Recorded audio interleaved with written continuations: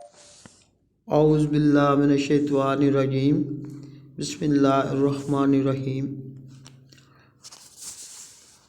حق تعالیٰ شانہ ارشاد فرماتے ہیں، جو شخص میرے کسی ولی سے دشمنی کرتا ہے، میری طرف سے اس کو لڑائی کا اعلان ہے، اور کوئی شخص میرا قرب اس چیز کی میں نسبت زیادہ حاصل نہیں کر سکتا جو میں نے اس پر فرض کی ہے، یعنی سب سے زیادہ قرب اور نزدیکی مجھ سے فرائض کے ادا کرنے سے حاصل ہوتی ہے، اور نوافل کی وجہ سے بندہ مجھ سے قریب ہوتا رہتا ہے، یہاں تک کہ میں اس کو اپنا محبوب بنا لیتا ہوں۔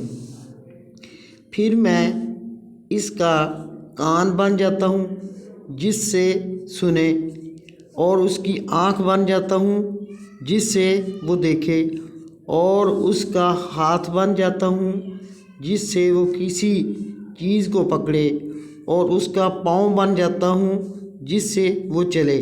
اگر فائدہ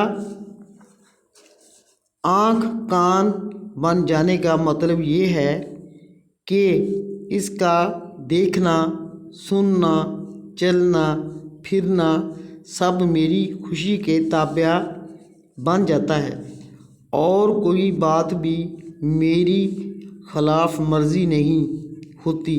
کس قدر خوش نصیب ہیں وہ لوگ جن کو فرائض کے بعد نوافل پر کثرت کی توفیق ہو اور یہ دولت نصیب ہو جائے۔ اللہ تعالیٰ اپنے فضل سے مجھے اور میرے دوستوں کو بھی نصیب فرمائے۔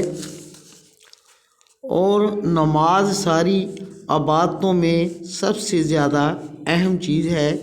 قیامت میں ایمان کے بعد سب سے پہلے نمازی کا سوال ہوتا ہے۔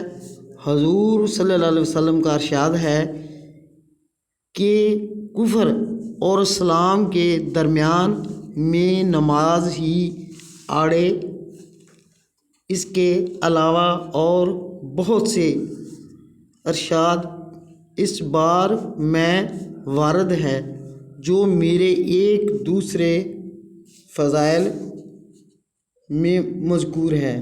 سبحان اللہ۔